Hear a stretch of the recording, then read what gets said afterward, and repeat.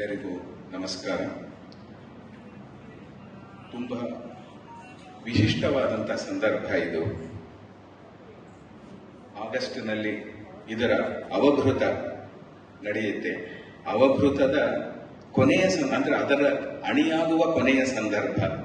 ಇಂಥ ಒಂದು ಸಂದರ್ಭದಲ್ಲಿ ಎಲ್ಲ ಸಂಸ್ಥೆಗಳು ಕೂಡ ನನಗೆ ಎರಡು ಮಾತುಗಳನ್ನು ಗುರುಗಳಿಂದ ಏನು ತಿಳಿದಿದ್ದೇನೆ ನಿಮ್ಮ ಮುಂದೆ ಇಡಲು ಪ್ರಯತ್ನ ಮಾಡ್ತೇನೆ. ನಾನು ಯಾವುದೋ ಒಂದು ವಿಷಯ ಅಂದ್ಕೊಂಡೆ. ಏನು ವಿಷಯ ಅಂತಂದ್ರೆ ಇಷ್ಟೇ. ಅದು ಹಿಂದೆ ನಮಗೆ ಗುರುಗಳು ಅನೇಕ ಬಾರಿ ಅವ್ರ ಮನೆಯಲ್ಲಿ ಇದ್ದಾಗ ನೋಡಪ್ಪ, ಹಿಂದೆ ನನಗೆ ಬಾಗಲಕೋಟೆಯಲ್ಲಿ 10 ದಿವಸ ಕಾರ್ಯಕ್ರಮ ಕೊಟ್ಟಿದ್ರಂತೆ. ಅಂದ್ರೆ ಸುಮಾರು 70ರ ದಶಕದಲ್ಲಿ. ಏನು ವಿಷಯ ಅಂದ್ರೆ 24 ಅಕ್ಷರದ ವಿಷಯ ಅಷ್ಟೇ. 10 ದಿವಸ ಅದನ್ನು ಮಾತನಾಡೋರು ಇದ್ರು, ಮಾತನಾಡಿದ್ರು, ಆದ್ರೂ ಮಾತನಾಡಲಿಲ್ಲ ಪೂರ್ತಿ. ಅವ್ರು ಹೇಳಿದ್ದೇನು ಅಂದ್ರೆ ಗಾಯತ್ರಿಯ ಬಗ್ಗೆ. ನೋಡಿ, ಗಾಯತ್ರಿ, ವೇದ ಇತ್ಯಾದಿ ವಿಷಯಗಳನ್ನು ನಾವು ಕೇಳಿದಾಗ ಇದು ಎಲ್ಲೋ ಯಾವುದೋ ಸಣ್ಣ ಪ್ರಪಂಚದಲ್ಲಿ ಏನೋ ಸಂಸ್ಕೃತ ಅಧ್ಯಯನ ಮಾಡಿ ಏನೋ ಕಾಣದೇ ಇರುವ ಬಗ್ಗೆಯೇ ಕಾಣದೆಯೇ ಕಂಡಂತೆ ಮಾತನಾಡುವ ಒಂದು ಊಟ ಅಲ್ಲ ಅದು. ಎಲ್ಲರಿಗೂ ತಿಳಿಯಬೇಕು ಅನ್ನುವ ಉದ್ದೇಶದಿಂದ ಈ 24 ಅಕ್ಷರಗಳ ಬಗ್ಗೆ 12 ದಿವಸಗಳ ಕಾಲ, 12 ಅದು ಎಷ್ಟು 1.5 ಗಂಟೆನೋ ಗೊತ್ತಿಲ್ಲ, ಅಂತೂ 12 ಗಂಟೆಗಳ ಕಾಲ ಪ್ರಸ್ತುತ ಮಾಡಬೇಕಾಗಿತ್ತು. ಅವರು ಹೇಳಿದ್ರು, ನೋಡೋಣ ಅಂದ್ರೆ ರಮೇಶ, ನಾನು 9 ದಿವಸ ಮಾಡದೆ ಏನೋ ಆಯಿತು. ಉಡುಪಿಯಲ್ಲಿ ಏನೋ ಒಂದು ತುರ್ತು ಪರಿಸ್ಥಿತಿ, ತುರ್ತು ಅಂದ್ರೆ ಎಮರ್ಜೆನ್ಸಿ ಅಲ್ಲ, ಯಾವುದೋ ಒಂದು ಕಾರಣದಿಂದ ನನಗೆ ಸ್ವಾಮಿಗಳು ಕರೆದು ವಾಪಸ್ ಹೋಗ್ಬೇಕಾಯ್ತು. ಆದರೂ ಅವತ್ತು ಬಾಗಲಕೋಟೆಯಲ್ಲಿ ಏನು ಗಾಯತ್ರಿಯ ಬಗ್ಗೆ, ಒಂದೇ ಗಾಯತ್ರಿಯ ಬಗ್ಗೆ 9 ದಿವಸ ಮಾತನಾಡಿದೆ, ಅದಿನ್ನೆಲ್ಲೂ ಮಾಡಿಲ್ಲ ಅಂತ ಹೇಳಿದ್ರು. ಅದರ ಜ್ಞಾಪಕವಾಗಿ ಅದರ ಬಗ್ಗೆ 1-2, ಯಾಕೆಂದ್ರೆ ಅದು ತಿಳಿಸೋಕೆ ಸಾಧ್ಯ ಇಲ್ಲ ಪೂರ್ಣ. ಗಾಯತ್ರಿ ಮಂತ್ರದ ಬಗ್ಗೆ ಹೆಚ್ಚು ಅರ್ಥ ಹೇಳಕ್ ಹೋಗಲ್ಲ ನಾವು. ಆದರೆ ಗುರುಗಳು he had shown us A beautiful formula. ಅಂದ್ರೆ ಯಾಕೆ ಮಧ್ಯ ನನಗೆ ಇಂಗ್ಲಿಷ್ ಬರುತ್ತೆ ಅಂದ್ರೆ, ನಾನು ಸಾಂಪ್ರದಾಯಿಕವಾಗಿ ಸಂಸ್ಕೃತದ ಪಾಠಶಾಲೆಯಲ್ಲಿ ಓದಿದವನಲ್ಲ. ಒಂದು ಅದಮ್ಯವಾದಂಥ ಅಧ್ಯಾತ್ಮದ ಇಚ್ಛೆಯಿಂದ ಗುರುಗಳಲ್ಲಿ ಸೇರಿದವನು. ಅವರು ಹೇಳಿದ್ರು, ಯಾವತ್ತೂ ಕೂಡ ಅತ್ಯಂತ ಪ್ರಾಚೀನ ಗ್ರಂಥವೂ ಕೂಡ ಇವತ್ತಿಗೂ ಅದು ಪ್ರಸ್ತುತವೇ, ಮುಂದೆಯೂ ಪ್ರಸ್ತುತವಾಗುತ್ತೆ. ಹಂಗಾಗುವಂತೆ ಮಾಡುವುದು ಅದನ್ನ ಅಧ್ಯಯನ ಮಾಡಿದವನ ಪ್ರಯತ್ನದಿಂದ ಸಾಧ್ಯ. ಏನದು ನೋಡಿ, ಗಾಯತ್ರಿ ಮಂತ್ರದ ವಿಶೇಷ ಅರ್ಥಗಳನ್ನು ಇವಾಗ ಹೇಳಕ್ ಹೋಗಲ್ಲ. ಯಾವ ರೀತಿಯಾಗಿ ನಾವು ಅತ್ಯಂತ ಪ್ರಾಚೀನವಾದ ವೇದ ಮಂತ್ರವನ್ನ ಹೆಂಗೆ ನೋಡಬೇಕು ಅಂದ್ರೆ, ಅಧ್ಯಾತ್ಮ ಅಂತ ಹೇಳ್ತೀವಲ್ಲ, ಈ ಅಧ್ಯಾತ್ಮಕ್ಕೆ 3 ಮುಖ ಇದೆ. ಅಧಿ ಆತ್ಮ, ಎಲ್ಲರಿಗಿಂತಲೂ ಕೂಡ ಅಧಿಕನಾಗಿರುವ ಒಂದು ಪರಶಕ್ತಿ ಏನಿದೆ ಅದರ ಬಗ್ಗೆ ಅರಸ್ತಾ ಹೋಗ್ತೀವಿ. ಕಾಣದಿರುವ ಪ್ರಪಂಚದ ಬಗ್ಗೆ ನೀವು ಎಷ್ಟೇ ಹೇಳಿ ಅದೆಂದೂ ಕಾಣೋದಿಲ್ಲ. ಅದಕ್ಕೋಸ್ಕರ ಅಧ್ಯಾತ್ಮದ ಇನ್ನೊಂದು ಅರ್ಥ ಇದೆ, ಅಧಿ ಆತ್ಮ. ಆತ್ಮ ಅಂತಂದ್ರೆ ಮನಸ್ಸು. ಅಧಿ ಅಂದ್ರೆ ಅದನ್ನ ಅಧಿಕೃತ ಮಾಡಿಕೊಂಡು. That means philosophy has to be presented in 3 views. ಒಂದು, ಕಾಣದೇ ಇರತಕ್ಕಂಥ ಪ್ರಪಂಚದ ಬಗ್ಗೆ ನಮಗೆ ಯಾವತ್ತೂ ಕುತೂಹಲ ಇರುತ್ತೆ. ಅದನ್ನು ತಿಳಿಸಬೇಕಾದರೆ ಯಾರಿಗೆ ಹೆಂಗೆ ತಿಳಿಸಬೇಕು, ಎಷ್ಟು ತಿಳಿಸಬೇಕು, ಯಾವ ಸಂದರ್ಭದಲ್ಲಿ ಎಷ್ಟು, ಇದನ್ನು ಗೊತ್ತಾಗಬೇಕಾದ್ರೆ we come back to psychology. ಮನಃಶಾಸ್ತ್ರ ತಿಳಿದಿರಬೇಕು. ಮನಃಶಾಸ್ತ್ರ ತಿಳಿಯದವನು ಅಧ್ಯಾತ್ಮವನ್ನ ಪ್ರಸ್ತುತ ಮಾಡಬಲ್ಲನು, ಆಗೋದಿಲ್ಲ. ಆದರೆ ಹೌದು, ಮನಃಶಾಸ್ತ್ರ ಯಾಕೆ ಬೇಕು ಅಂತಂದ್ರೆ, ನಮಗೇನೇ ಆದರೂ ನಮ್ಮ ಮನಸ್ಸಿನ ಸಂಸ್ಕಾರ ಅನ್ನುವುದು ಹುಟ್ಟಿದಾಗಿನಿಂದ what all inputs we get through our sense organs, ಅದೇ ನಮ್ಮ ಮನಸ್ಸನ್ನು ಡೆವಲಪ್ ಮಾಡೋದು. ಆ ಹಿನ್ನೆಲೆಯಲ್ಲಿ ಅಧ್ಯಾತ್ಮವನ್ನು ನಾವು ತಿಳಿಸಬೇಕು. ಅಂದರೆ ಸರಿಯಾದ ಮನಸ್ಥಿತಿಯನ್ನು ಬೆಳೆಸಿಕೊಂಡು ನಾವು ಅಣಿಯಾಗಿ ಕಾಣದಿರುವ ಪರಶಕ್ತಿಯನ್ನ ಕಾಣಬೇಕು. ಸೊ ಹಂಗಾಗಿ ಅಧ್ಯಾತ್ಮ ಅನ್ನುವ ಸೆಂಟ್ರಲ್ ಬಾಡಿಗೆ 2 ವಿಂಗ್ಸ್ ಇರುತ್ತೆ. There are 2 wings. ಯಾವುದದು? ಒಂದು ಮನಃಶಾಸ್ತ್ರ, ಇದೆಲ್ಲ ನನ್ನ ಮಾತುಗಳಲ್ಲ, I am just repeating like a parrot, ಗುರುಗಳು ಹೇಳಿದ್ದು. ಇದನ್ನ ನಾವು ರೂಢಿಸ್ಕೋಬೇಕು. ಇನ್ನೊಂದು ಯಾವುದು, ಸಮಯ ಇದ್ರೆ ಇದನ್ನ ಹೆಂಗೆ ಅಪ್ಲೈ ಮಾಡಬೇಕು ಅಂತ. ಯಾಕೆಂದ್ರೆ when we study mathematics, first theorem ಒಂದು ಫಾರ್ಮುಲಾ ಕೊಟ್ಬಿಡ್ತಾರೆ, ಬಾಕಿ ಇರೋದು ಆಮೇಲೆ how to apply those things ಅಂತ. ಹಂಗೆ ಗಾಯತ್ರಿ ಮಂತ್ರಕ್ಕೆ ಅಧ್ಯಾತ್ಮದ ಅಂದ್ರೆ ಪರಮಾತ್ಮನ ಚಿಂತನೆಯಲ್ಲಿ ಹೆಂಗೆ ಅರ್ಥ ಮಾಡ್ಕೋಬೇಕು ಅಂತ ನಾವು ತೊಡಗಿದಾಗ ಅದಕ್ಕೆ ತಕ್ಕಂತ ಮನಸ್ಥಿತಿಯನ್ನ ನಾವು ಪಡೆಯಬೇಕು. That is psychology. ಇದೆರಡನ್ನೂ ಪರ್ಫೆಕ್ಟ್ ಆಗಿ ಹೇಳಬೇಕಾದ್ರೆ ಇದು ಸ್ವಲ್ಪ ಅಸಾಂಪ್ರದಾಯಿಕವಾದ ಅರ್ಥ. ಅಧಿ ಆತ್ಮ. ಆತ್ಮ ಅಂತಂದ್ರೆ ವ್ಯಾಪ್ತವಾದದ್ದು. ಯಾವುದ್ರಿ ವ್ಯಾಪ್ತವಾದದ್ದು? ಸಂಖ್ಯೆಗಳು. ಇಟ್ ಈಸ್ ಇನ್ಫಿನೈಟ್ ಅಲ್ವಾ? ಸಂಖ್ಯೆಗೆ ಕೊನೆಯ ಸಂಖ್ಯೆ ಅಂತಿದ ಇಲ್ಲ. ಸೊ ಅಧ್ಯಾತ್ಮ ಅಂತಂದ್ರೆ ಗಣಿತ, ಅಧ್ಯಾತ್ಮ ಅಂದ್ರೆ ಮನಃಶಾಸ್ತ್ರ, ಅಧ್ಯಾತ್ಮ ಅಂದ್ರೆ ಪರಮಾತ್ಮನನ್ನು ಕುರಿತು.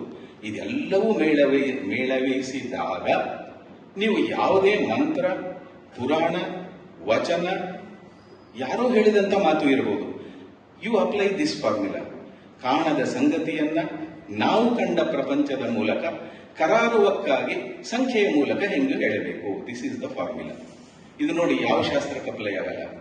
ಯಾರೇ ಹೇಳಿದಂತಹ ಮಾತನ್ನ ಈ ಮೂರು ನಿಟ್ಟಿನಲ್ಲಿ ನೀವು ಪ್ರಸ್ತುತಪಡಿಸಿ ಎಲ್ಲ ಕಾಲಕ್ಕೂ ಅದು ಪ್ರಸ್ತುತವಾಗೇ ಇರುತ್ತೆ. ಈ ಹಿನ್ನೆಲೆಯಲ್ಲಿ ಗಾಯತ್ರಿ ಮಂತ್ರವನ್ನು ಹೆಂಗೆ ಅಪ್ಲೈ ಮಾಡಬೇಕು? ಸುಮ್ಮನೆ ಒಂದು ಸಾಮಾನ್ಯ ಪರಿಚಯ ಕೊಡ್ತೀನಿ. ತತ್ ಸವಿತು ವರೇಣ್ಯಂ ಭರ್ಗಃ ದೇವಸ್ಯ ಧೀಮಹಿ ಧಿಯಃ ಯಃ ನಃ ಪ್ರಚೋದಯಾತ್. ಇದರ ಈ 24 ಅಕ್ಷರಗಳಲ್ಲಿ 3 ಭಾಗ, 3 ಪಾದ ಅಂತ ಕರೀತಾರೆ. 8 ಅಕ್ಷರದ 3 ಪಾದ. ಈ 8 ಅಕ್ಷರ 3 ಪಾದದಲ್ಲಿ ಹೇಳ್ತಾ ಇರೋದು, ಮೊದಲನೆಯದಾಗಿ ಭಗವಂತನನ್ನ ಕುರಿತು ಹೇಳಿದ್ದೇನೋ, ತತ್ ಸವಿತು ವರೇಣ್ಯಂ. ನಾವು ಇಲ್ಲಿ ನಿಂತು, ನೀವು ಕೂತು ಕೇಳ್ತಾ ಇದ್ದೀರಾ, ನಾನು ನಿಂತು ಹೇಳ್ತಾ ಇದ್ದೀನಿ. ಇಷ್ಟು ಆಗಬೇಕಾದ್ರೆ ಇದನ್ನ ನೆಲೆಗೊಳಿಸಿದವನು, ನೆಲವನ್ನ ಮಾಡಿ ನೆಲದಲ್ಲಿ ನೆಲೆಗೊಳ್ಳುವಂತೆ, ಜೀವ ನೆಲೆಗೊಳ್ಳುವಂತೆ ಈ ದೇಹ ಮಾಡಿ ಇಲ್ಲಿ ಸೃಷ್ಟಿ ಮಾಡಿದನಲ್ಲ, ಇದು ಮೊದಲನೇ ಪದದ ಸಾರಾಂಶ. ತತ್ ಸವಿತು ವರೇಣ್ಯಂ ಧೀಮಹಿ. ಸುಮ್ಮನೆ ಇಲ್ಲಿ ನಿಂತರೆ ಸಾಲದು, ಇಲ್ಲಿ ನಿಲ್ಲುವುದು ಮೇಲೇರುವುದಕ್ಕೆ. ತತ್ ಸವಿತು ವರೇಣ್ಯಂ ಭರ್ಗಃ ದೇವಸ್ಯ ಧೀಮಹಿ. ನಾವೆಲ್ಲರೂ ನೆಲದಲ್ಲಿ ನಿಂತಿರುವುದು, ನೆಲದಲ್ಲೇ ನಿಂತಿದ್ದು ಮಾನಸಿಕವಾಗಿ ಮೇಲೆ ಎತ್ತರಕ್ಕೆ ಏರುವುದಕ್ಕಾಗಿ. ಧಿಯ ಆಮೇಲೆ ತತ್ ಸವಿತು ವರೇಣ್ಯಂ ಭರ್ಗಃ ದೇವಸ್ಯ ಧೀಮಹಿ. ಭರ್ಗಃ ಭರ್ಜನ, ನಮ್ಮಲ್ಲಿರುವ ಅಜ್ಞಾನವನ್ನ ಒದ್ದೋಡಿಸುವವನಾಗಿ ಬೆಳಕನ್ನು ತುಂಬುವ ಆ ದೇವನನ್ನು ನಾನು ಧ್ಯಾನಿಸುತ್ತೇನೆ. ಇದು ಯಾರಿಗೆ ಬೇಡರಿ ಈ ಮಂತ್ರ? ಇದು ವಿಶ್ವ ಮಂತ್ರ. ಧಿಯಃ ಯಃ ನಃ ಪ್ರಚೋದಯಾತ್. ಅದಕ್ಕೋಸ್ಕರ ನನ್ನ ಮನಸ್ಸನ್ನು, ಎಲ್ಲರ ಮನಸ್ಸನ್ನು ಒಳ್ಳೆಯ ದಾರಿಗೆ ನಡೆಸಪ್ಪ ಹೇ ದೇವ.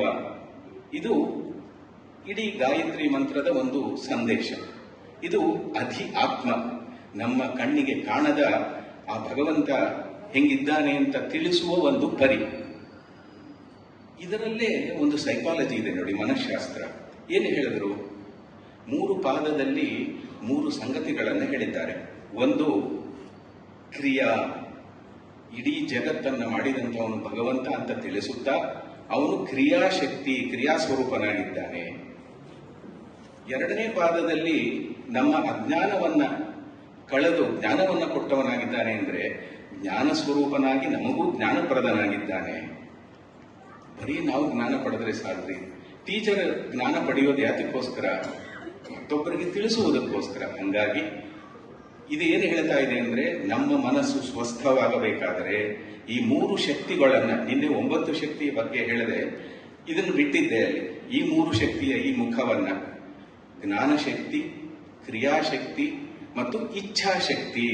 ಎಲ್ಲ ಜ್ಞಾನ ಇದೆ, ಮಾಡುವ ತಾಕತ್ತಿದೆ, ಆದ್ರೆ ಮಾಡುವ ಇಚ್ಛೆ ಇಲ್ಲದೆ ಇದ್ರೆ ಇದು ಸೈಕಾಲಜಿ. ಅಂದ್ರೆ ನಾವು ಯಾವುದರಲ್ಲೇ ತೊಡಗಿಸಿಕೊಂಡರೂ ಕೂಡ ನಮಗೆ ಗಾಯತ್ರಿ ತಿಳಿಸ್ತಾ ಇದೆ, ಜ್ಞಾನ, ಇಚ್ಛಾ, ಕ್ರಿಯಾ ಇದು ಸದಾ ನಿಮ್ಮಲ್ಲಿ ಜಾಗೃತವಾಗಿರಲಿ. ಇದೇ ಮನಃಶಾಸ್ತ್ರ ಅಲ್ವಾ? How do you advise a person? To advise a person you need a base, knowledge base. Knowledge ಇಲ್ಲದಿದ್ರೆ ಹೌ ಡು ಯು ಅಡ್ವೈಸ್? ಅಲ್ಲ, knowledge is the base for all fields. ಇದು ಅಧ್ಯಯನ ಮಾಡ್ತಾ ಹೋದ್ರೆ ಹೆಂಗೆ ಅಡ್ವೈಸ್ ಮಾಡಬೇಕು ಅನ್ನೋದೇ ಒಂದು ಸೈಕಾಟ್ರಿಸ್ಟ್ ವರ್ಕ್ ಅದು. ಈ ನಿಟ್ಟಿನಲ್ಲೂ ನಾವು ಗಾಯತ್ರಿಯನ್ನು ಚಿಂತನೆ ಮಾಡಬಹುದು. ಈ ಎರಡೂ ಚಿಂತನೆಗೆ ಬಳಸಿಕೊಂಡಂತಹದ್ದು 8 ಅಕ್ಷರಗಳು. 8 ಯಾಕೆ ಅಕ್ಷರ ಬಳಸಿದ್ರು? ಆದರೆ ಐ ಜಸ್ಟ್ ಮೆನ್ಷನ್ ದಟ್. ಅದನ್ನು ವಿವರಣೆ ಮಾಡಕ್ಕೆ ಕಾಲಾವಕಾಶನೂ ಇಲ್ಲ, ಅದು ಸಂದರ್ಭನೂ ಅಲ್ಲ. ಈಗ ನೋಡಿ, ಮೊದಲು ಸೃಷ್ಟಿ ಅಂತ ಹೇಳಿದ್ರಲ್ಲ, ಅವನು ಇದೆಲ್ಲವನ್ನೂ ಮಾಡಿದ. ಏನನ್ನೇ ಮಾಡಬೇಕಾದರೂ ಮಾಡುವ ಹಿಂದೆ 8 ಸಂಗತಿಗಳಿದೆ: ಸೃಷ್ಟಿ, ಸ್ಥಿತಿ, ಪ್ರಳಯ, ನಿಯಮನ, ಜ್ಞಾನ, ಅಜ್ಞಾನ, ಬಂಧ, ಮೋಕ್ಷ. ಎಲ್ಲರಿಗೂ, ಸಾಮಾನ್ಯ ಕನ್ನಡ ಬಂದವರಿಗೆಲ್ಲರಿಗೂ ಈ ಶಬ್ದ ಹೇಳಿದ ತಕ್ಷಣ ಒಂದು ಬೋಧ ಆಗತ್ತೆ.